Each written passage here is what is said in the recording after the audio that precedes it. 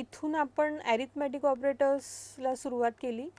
फक्त अंकांसाठी वापरली जाणारी चिन्ह ही चिन्ह इथे दिसत आहेत, राईट. दुसरा प्रकार आपण बघितला कंपॅरिझन करणारी चिन्ह, आणि त्यांची speciality they always answers you true or false. तिसरा प्रकार कंपॅरिझन करणारी चिन्ह ही इथे आहेत, is equal to, greater than, less than, greater than or equals to, less than or equals to आणि नॉट इक्वल्स टू.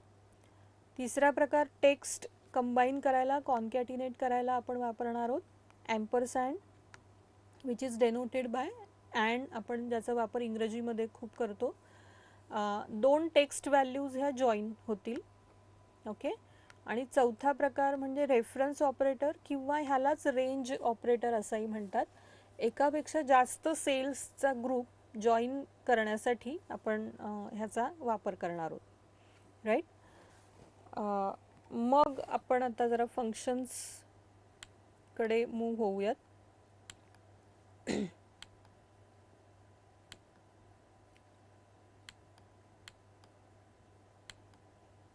आज काही फंक्शन्स जे आपण बघणार आहोत ते मी लिस्ट आउट केलेत. ॲरिथमॅटिक अँड स्टॅटिस्टिकल फंक्शन्स, म्हणजे डेटा ॲनालिसिस करणारी आणि कॅल्क्युलेशनसाठी लागणारी फंक्शन.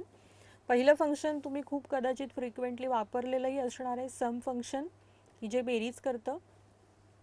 फंक्शनची नावं बघता बघता ते फंक्शन काय कार्य करत असणार आहे ह्याचाही आपण एक विचार करणार आहोत. सम म्हणजे ऑब्व्हियसली ते बेरीज करणार.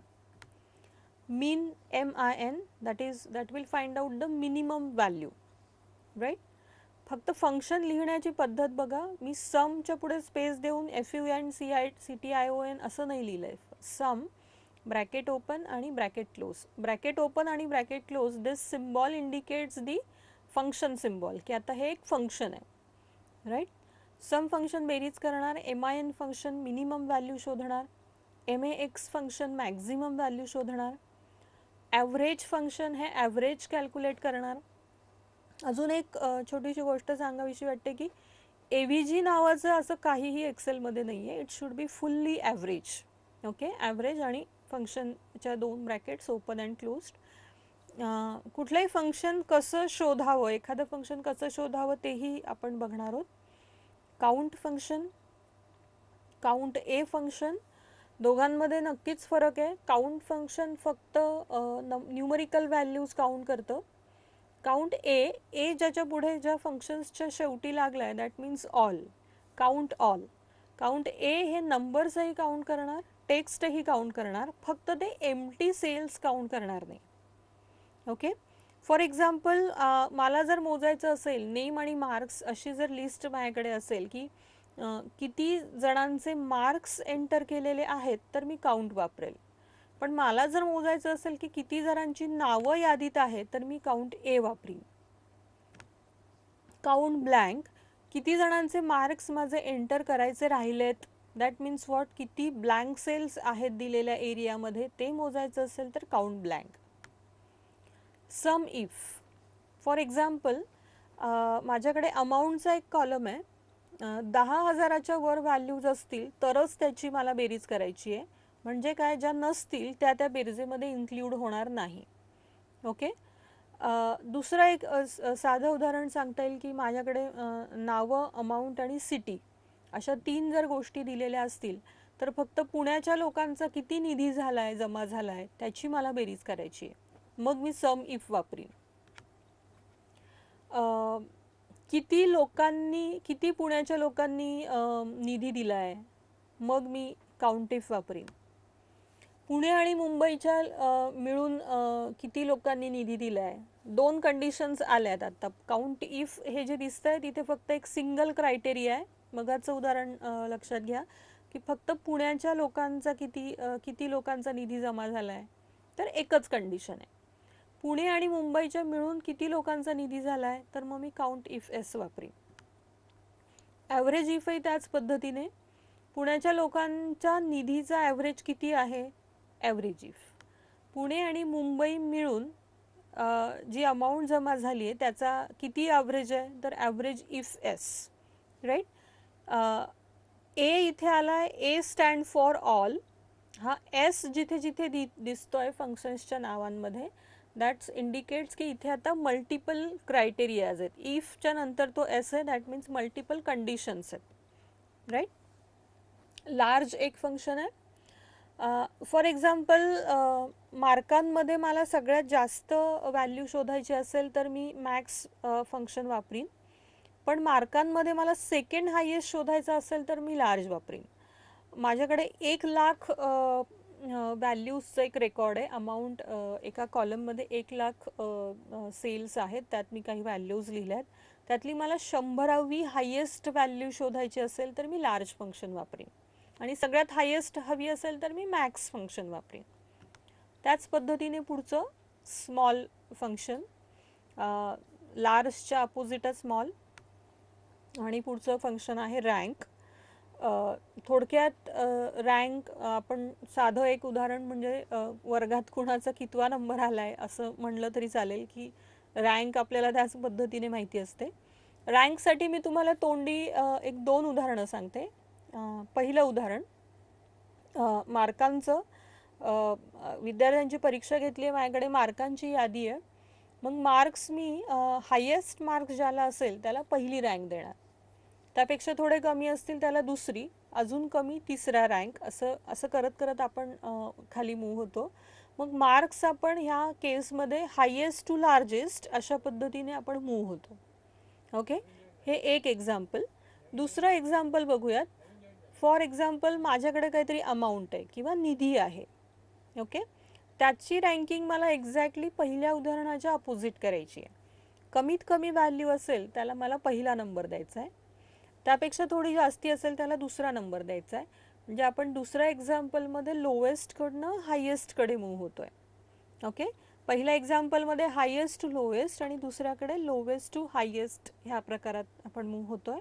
हायेस्ट टू लोवेस्ट आणि लोवेस्ट टू हायेस्ट यालाच आपण ऑर्डर्स असं म्हणतो, राईट. रँक फंक्शन आपण क्लिअरली बघणार आहोत. आत्ता आपण समने सुरुवात करूयात. मग आत्ता प्रत्येक फंक्शन हे लिहायचं कसं? मी सम फंक्शन जसं लिहिणार आहे तसंच मला रँक लिहायला लागणार आहे का? किंवा ज्या पद्धतीने मी ॲव्हरेज लिहिणार आहे त्याच पद्धतीने मला ॲव्हरेज इफ लिहायला लागणार आहे का? तर नाही. प्रत्येक फंक्शन हे कसं लिहावं हे त्याची स्वतंत्र एक पद्धत असते. सम फंक्शन हे कसं लिहिलं गेलं पाहिजे, सम इफ हे कसं लिहिलं गेलं पाहिजे, ही त्याची एक स्वतंत्र पद्धत असते. आणि त्या पद्धतीलाच आपण म्हणतो सिंटॅक्स ऑफ दी फंक्शन. हे प्रोग्रॅमिंगमध्ये प्रत्येक ठिकाणी सिंटॅक्सेस असतात. So syntax of the function. Syntax म्हणजे ते फंक्शन कसं लिहिलं गेलं पाहिजे ह्याची एक method, that means the syntax of the function. For example मला सम फंक्शनचा आत्ता सिंटॅक्स हवा आहे. मी इज इक्वल टूने सुरुवात केली. एस मी टाईप केला. एस टाईप केल्याबरोबर खाली एसने सुरू होणाऱ्या फंक्शन्सची लिस्ट दिसेल. SUM केल्याबरोबर SUMने सुरू होणाऱ्या फंक्शन्सची यादी दिसेल. आणि ज्या क्षणी तुम्ही ब्रॅकेट ओपन कराल तेव्हा अशा पद्धतीने सिंटॅक्स तिथे डिस्प्ले होईल. So what is the syntax of sum function? number 1 comma number 2 comma dash dash, that means onward, you can go onward, that means number 1 comma number 2 comma number 3 so on, right. ह्या सिंटॅक्समध्ये काय गोष्टी आहेत? मगाशीच बघितलं, syntax is the method to write down the function. सिंटॅक्समध्ये sum जे दिसतंय ते फंक्शनचं नाव आहे. ओके, आणि जे ब्रॅकेटमध्ये दिसत आहे that is called as argument of that function. Okay, हे जरी कळायला अवघड असलं तरी एक सोपा शब्द आपण याला वापरूयात की इनपुट. ते फंक्शन कुठे अप्लाय करायचं आहे त्याचा ती जागा आपल्याला इथे एंटर करायची. थोडक्यात काय, सम कुठे करायची आहे तर ज्या 2 ब्रॅकेटमध्ये तुम्ही ज्या काय गोष्टी देणार आहात त्याची आपल्याला बेरीज करायची आहे, राईट. सो हा इनपुट अतिशय महत्त्वाचा असतो. तुम्ही जो इनपुट द्याल एक्सेल त्याची बेरीज करेल. तुम्हाला फेब्रुवारीची करायची असली आणि तुम्ही जानेवारीचा दिला, इट्स नॉट ओके. एक्सेलला कळत नाही. एक्सेल तुमच्या कमांड्स फक्त फॉलो करणार आहे. ओके, सो आपण आता समप्रमाणे, समच्या सिंटॅक्सप्रमाणे काही गोष्टी करून बघूयात. फॉर एक्झाम्पल इथे मी बेरीज करते. Is equal to sum bracket open, syntax प्रमाणे मी फॉलो करायला लागले. नंबर 1 ही माझी सेल आहे, नंबर 1 कॉमा, हा नंबर 2 कॉमा, हा नंबर 3. नंबर 3 तीनच नंबर्स आहेत माझ्याकडे, 3 नंबर झाल्यावर मी ब्रॅकेट क्लोज केली आहे, राईट. हा number 1, B7 is number 1, B8 is number 2, B9 is number 3. हे तीनही नंबर्स कसे आहेत तुम्ही इथे बघा, एकमेकांना चिटकून आलेत, लागून आलेत, they are attach with each other. So group of cells which is attach with each other is called as range. याला रेंज म्हणतात. म्हणूनच आपण बऱ्याचदा हे लिहिताना अशा पद्धतीने लिहितो, is equal to sum bracket open. म्हणून आपण लिहिताना ही रेंज अशा पद्धतीने लिहितो, राईट. फॉर एक्झाम्पल मला ह्याची बेरीज करायची आणि अजून ह्या काही व्हॅल्यूजची बेरीज करायची आहे. मग हा माझा नंबर 1 आहे, हा नंबर 2 आहे, हा नंबर 3 आहे, हा नंबर 4 आहे, हा नंबर 5 आहे. So you can do it like this, sum this range comma next range. किंवा तुम्ही तुमचा इनपुट दुसऱ्या वर्कशीटवर असेल तर तोही घेऊ शकता, राईट. सो अशा पद्धतीने एक सम फंक्शन आपण बघितलं. सम फंक्शन प्रमाणेच बाकीची फंक्शन्स आहेत जी मी मगाशी तुम्हाला लिस्ट आउट केली होती.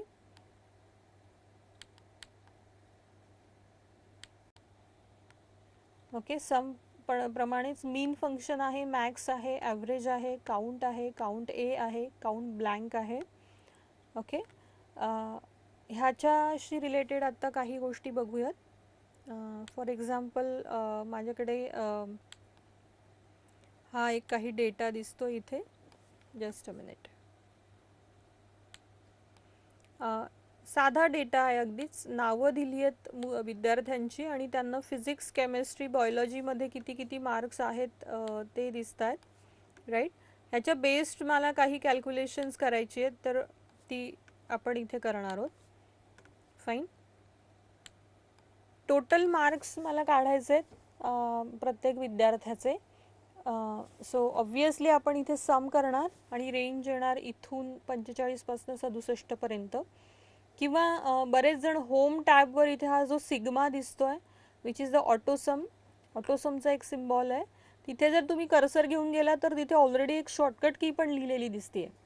That shortcut key is alt and equals to, right.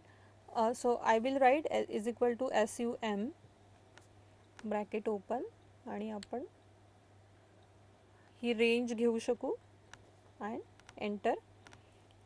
परत ही व्हॅल्यू मी डिलीट करते आणि आत्ताची जी शॉर्टकट की आपण बघितली ती आपण प्रेस करूयात. अल्ट आणि इक्वल्स टूचे कॉम्बिनेशनचंही सम फंक्शन लिहितात, राईट.